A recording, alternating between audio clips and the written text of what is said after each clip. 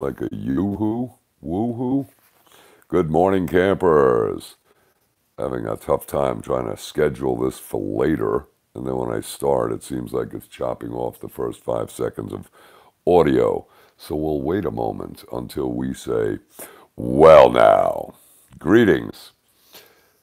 I found this yesterday, and I haven't seen it anywhere else. This is reported on Reuters, and this is a Texas District Court judge, federal judge, issues a TRO against Biden and his immigration policy, banning the removal of, or banning the deportation. So the judge is stopping the stopping of the deportation. Fascinating. So remember a couple of days ago we were saying that the Soros crew was ready and waiting with batteries of attorneys, especially in the Ninth Circuit, in order to slam TROs on Trump's executive orders. Well, this looks good. However, is this fake news out of Reuters to get people to calm down for thinking it happened?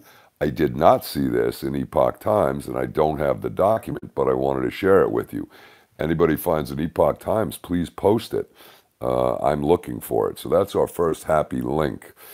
Now, the second is from our World Economic Forum, WEF. I still can't, that doesn't register in my brain. This is very annoying, but worth watching to see how they're doing their propaganda. It's about a 3-minute clip. This is geared at the 20-something crowd and or younger, where they're pulling quotes from that Greta, what's her name, and they got this little twit brain there talking, and all happy music, and it's very hip, and it is clearly pitched at the young crowd, the mindless, to spin their agenda. Check this out. Tell me what you think. Leave a comment regarding their propaganda. Then we have some very meaty stuff coming down the list here, all right? The third link is NTD Evening News, which is part of the whole Epoch Times, what shall we say, family of broadcasting. And this is like a smattering of current events. I grabbed it because they covered a lot of stuff at the beginning. Check it out. I don't remember why, but I remember that, and I subscribe to it. I think you might enjoy it as well. I don't know. I've been looking at Newsmax, and I'm not finding them very enjoyable. I'm finding Newsmax is very, shall we say, combative and contrarian and not even confrontational, just conflict-oriented. So that's not helping the cause. I need accurate data, right? The fourth one is a short link, and this is from Fox News. On the Lou Dobbs show. Again, it's about a minute and a half. These first few are short links, while NTD is a full show. Rand Paul on the Senate floor. Now, I have another link later where he's talking to Maria Bartiromo, which is excellent. And this is him speaking on the Senate floor. And the bottom line is this nonsense of the impeachment is basically dead in the water because he brought on a resolution of some sort. He had 45 senators, Republicans, voted to not continue this, right? Which means presumably they're going to vote against the impeachment, which means it will not satisfy the supermajority. It has to be 66 voting in favor. So this means it's dead in the water. I still think that this is posturing and theater, and I can't believe this is going to go forward. Because if there is actually a trial, all of the evidence that Trump has could be produced. However, if the trial is based on incitement or inciting an insurrection, then maybe the admissibility of any evidence of voter machines, counting, tabulations, observation, and dead people voting and extra mail-in ballots coming back by 800,000 in Pennsylvania will be precluded from evidence as to relevance, okay? What's he going to do, defend and say, no, I did incite, but I did it for a good reason? No, he had his shot. And that was freeze frame everything, maybe a martial law application at the time when he had the authority to do it immediately. Seize the machines and order the military to go in and do that, and have DIA or whoever third party go and evaluate the code. Now, somebody made an excellent point about Don Jr., and I got to throw this in right here. He's living with, or his girlfriend is this Kimberly, what's her name, Garfoyle. Um, she was married to Gavin Newsom. That's interesting. Now, Trump was a hardcore Democrat for many, many years in New York. So now son is hanging with hardcore Democrat wife or ex-wife. And isn't Newsom the nephew of Nancy Pelosi? So how much theater are we seeing? I got to get hold of Dr. Frog, and somebody was calling him the teething frog. No, it was the seething frog. I spoke with him briefly a few days ago, and we pretty much agreed on everything that's going on. And I said, you know, let's see if we could get you on the show. And he was jammed up. He said, all right, well, we'll talk in a couple of days. So maybe it's a couple of days now. That's very interesting. He did a great video. I don't have the link here, but you can check it under Seething Frog, called It's All a Big Psyop. That was an excellent video talking about the relationship of the various players in the administration, like Kushner and Soros, and who did the funding slash bailout of his 666 building on Park Avenue. Curious. And then again, don't forget Kushner and his wife Ivanka, the loyal daughter who is now beholden to her husband's commands under their religious certification, would mean that she could betray him at the behest of her husband. Just saying. On top of that, their attorney was that, what's her name, Jamie Gorelick, who was one of Hillary's main people. So this is real tight in the loop. So you really got to wonder, how much are they really disagreeing on anything? Fake wrestling. Just thinking out loud. Sorry, campers. I hate that when it happens. It kind of leaks out of my alleged mind. All right, number 5. Now we get back into the heavy stuff. Those are short clips, except for NTD, which you could catch a couple of minutes of if you like. You may already be watching it. I'm putting these in. I got a good load of info for you because I know some of you watch a lot of the same stuff. This one is number 5, A Dark Winter. Now, I put this up about a week ago. In case you didn't take the time to click it because there was a tidal wave of information flying at us, take a minute and watch this. I don't know if it's a 10 or a 12-minute piece. Excellent. This is the one where it shows this guy, oh man, I'm about to blank on his name, Gergen, who is now tight with our boy Klaus, yeah? Very disturbing, especially in light of their happy week-long session. Yeah, this is the Dark Winter. This is not the WEF channel. But on link 2, where it's showing this little, you know, MTV-type video for the kiddies to watch and support the World Economic Forum's propaganda, that, I believe, is their channel. And you can go through and see various clips, including lovely Fauci. But wait, there's more. So A Dark Winter is excellent. If you haven't seen it, do watch it. It is very important. The 6th one is great because on this channel I realized I hadn't subscribed to Robert Seffer. I'm like, So I was scrolling around and I hit his, and I would recommend you subscribe to him. I know a lot of campers love him. He's amazing. He also does Atlantean Gardens, which kind of came up on a search for his name on YouTube. This one is from 2016.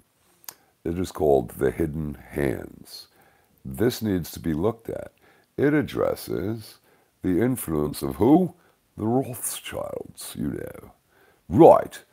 And it talks about the Balfour Agreement and other things. Excellent piece. You know the way he runs it, right? He does the first few minutes of his video and then kind of shifts course into the meat of what it's really about. I guess that helps avoid the censorship. Minions, yes. That's why we can't play background music in the first 3 minutes.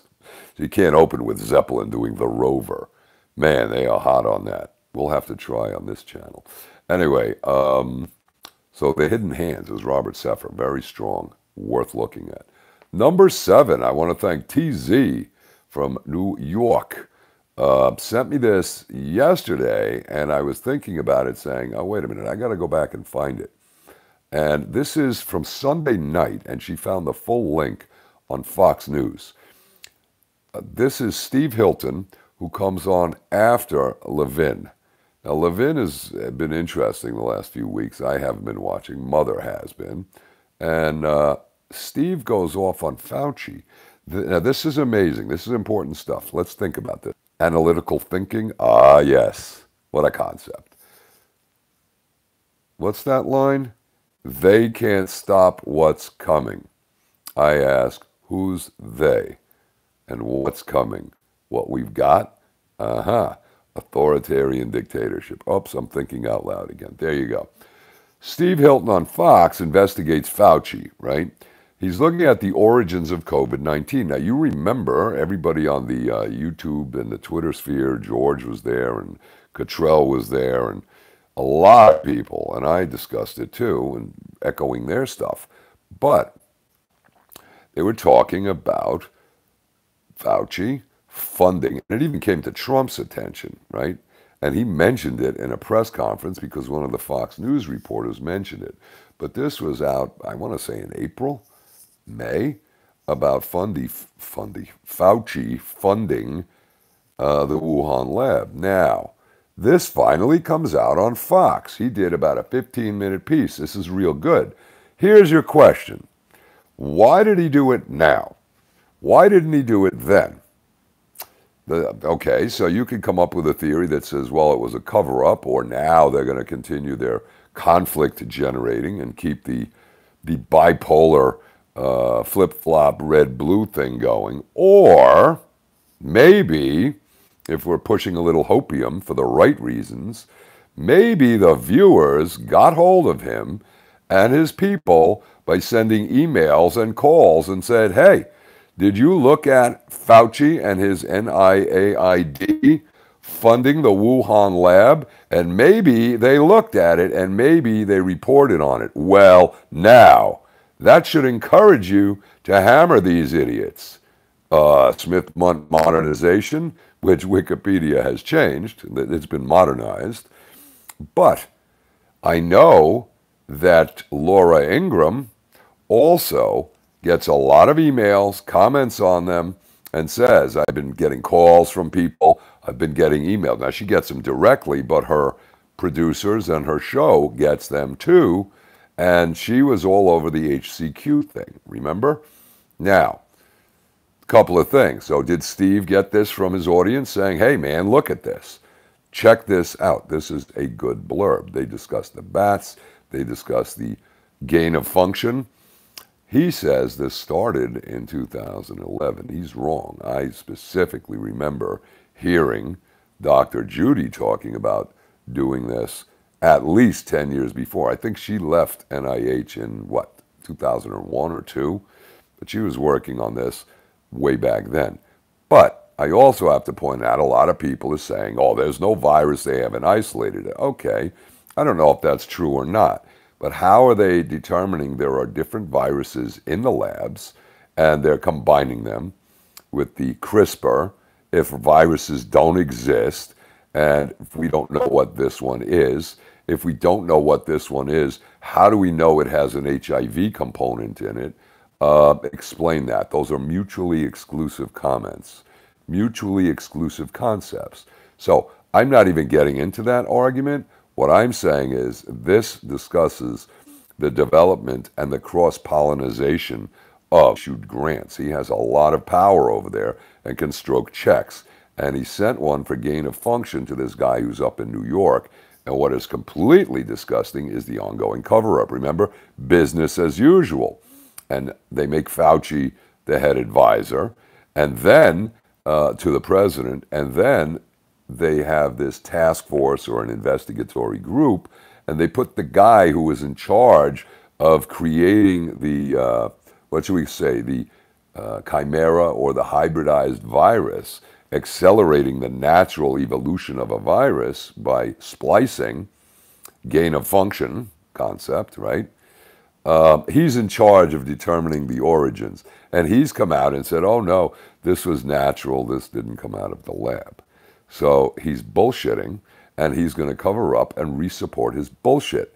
Now, This fits directly in line with the concept, and not exactly, but it's the same theory.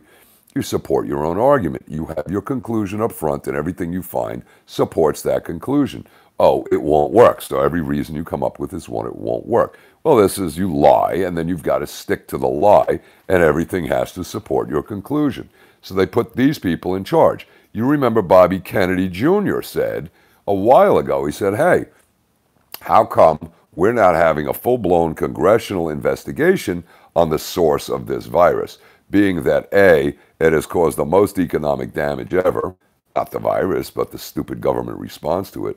And B, now it's claiming, if you're listening to the CDC stuff, 300,000 lives, or are we up to 400,000? So we're almost 500,000 people, but they're not investigating the cause of this. Why not? Again, a little phone call might rattle cages. And our girl yesterday in Maine, her name was Dixie. That's why I couldn't remember, because Dixie is Southern. How do you get a Dixie in Maine? That doesn't fit. Hi, Dixie. That was good stuff. I like it. Tell them you want to have a fundraising dinner. When will the congressman be available? And they'll look and then say, great, I'd like to make an appointment to discuss that. See if that gets you in the door. Listen, yesterday's show didn't get a whole lot of views, but I got to tell you something. That was very important information I laid out on the best way to spin shit with these morons. It works, okay? Been there, done that. So you've got Schumer now. You want to throw, here we go, spin again. Schumer is going to go forward with the impeachment. So if you contact Schumer, if you want to stop the impeachment for who knows why, the guy has already left office, and he can't sue and say this is an abusive process. We'll see how it plays. But I still think they're not going to go forward with it. But if you want to stop it, you could say, hey, Schumer, you know, if you impeach this guy, he's going to introduce all the evidence on the voting machines. And that could really, if you want to use their verbiage, that's going to impact the confidence of the American public in the election system. Or it might cover up what really happened. But if you put that, he's going to know that you're questioning it. So I'm giving you two choices. But then he'll put it together in his little rat brain and figure out he's going to run through his rat maze to get to the conclusion he wants while not risking the exposure of what he's covering up. Got it?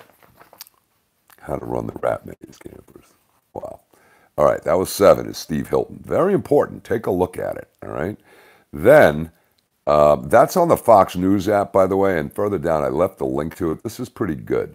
I don't have it set where it's giving me notifications, but if you open it, you can see they do have some interesting things, and you can pick which show you want on the app, right?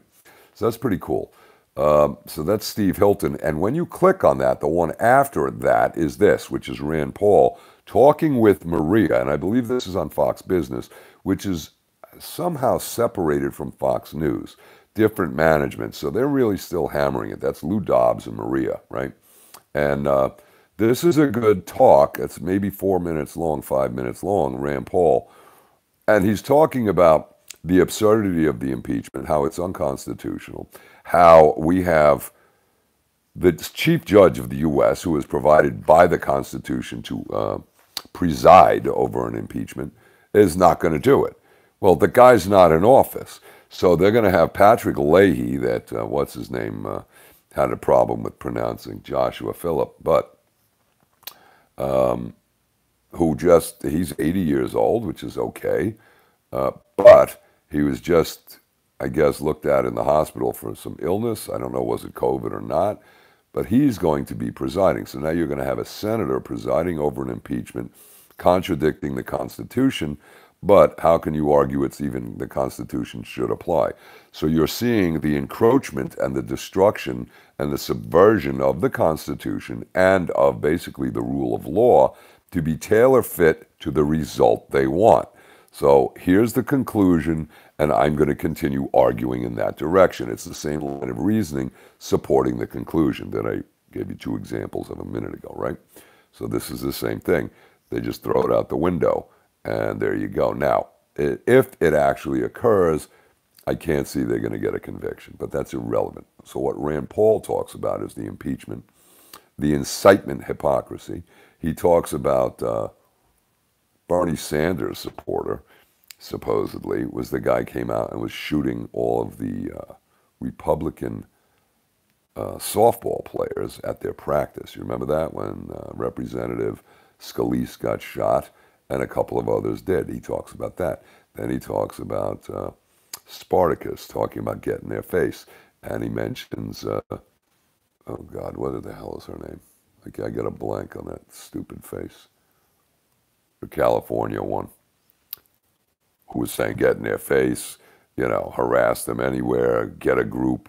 I'll think of it in a second.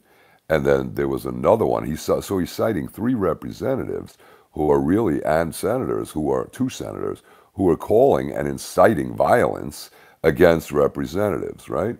So the bottom line is, he points out their hypocrisy. He doesn't point out that the notion of them making lists, and they talk about it, and then putting a big X on people's back, on people in the administration shouldn't be allowed to work. They had people who are Trump supporters or Republicans shouldn't be allowed in the military and all of this shit. He doesn't mention, and you should, to these clowns and the media, that this is what communists do. This is what authoritarian governments do. They eradicate the opposition. So there is no two-party system. There is no counter-argument. There is the party, and all must swear oath to the party. They're talking about re-education, reprogramming, deprogramming. That's a re-education camp. That is the normalization campaign, okay?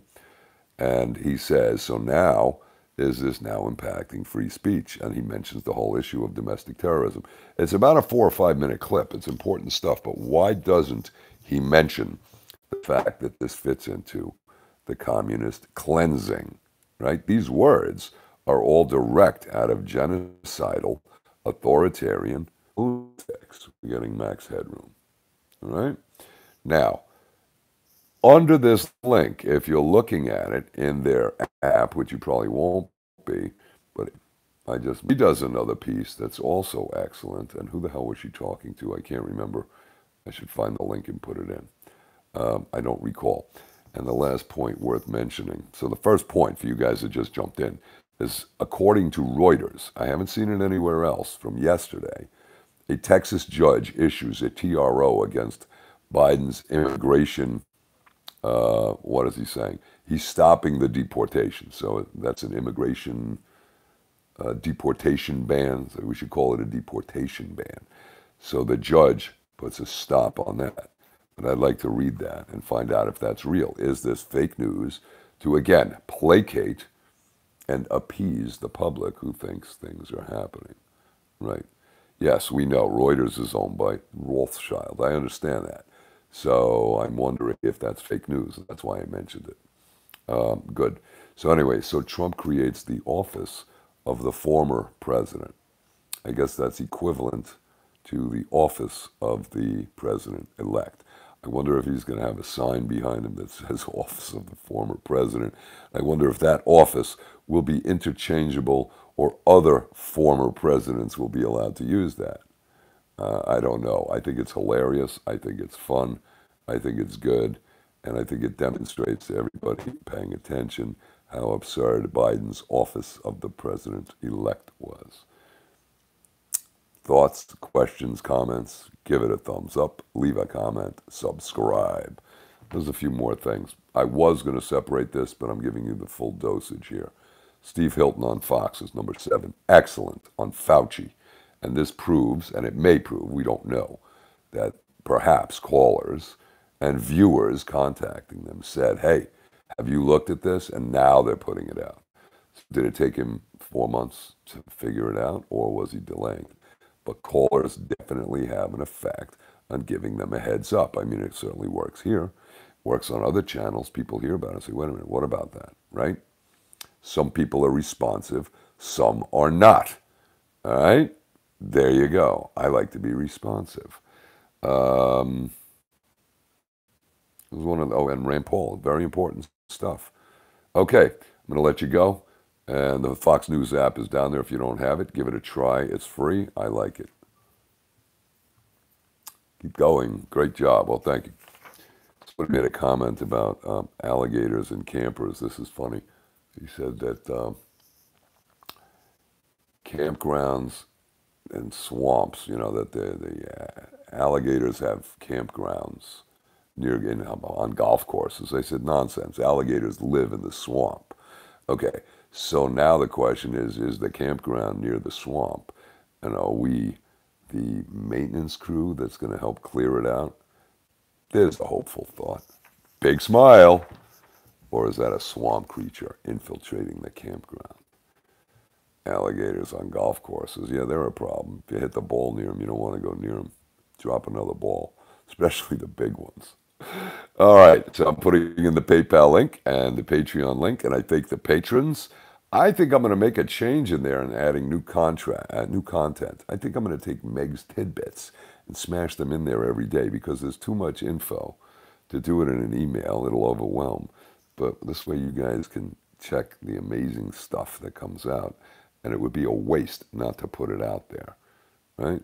I guess I could put them on the links here, but if we put her links and my links out, it's like you'll be at it all day and ignore them. So I know there was a bit of a delay in the Patreon stuff, and I got that all caught up yesterday. But here's the thing.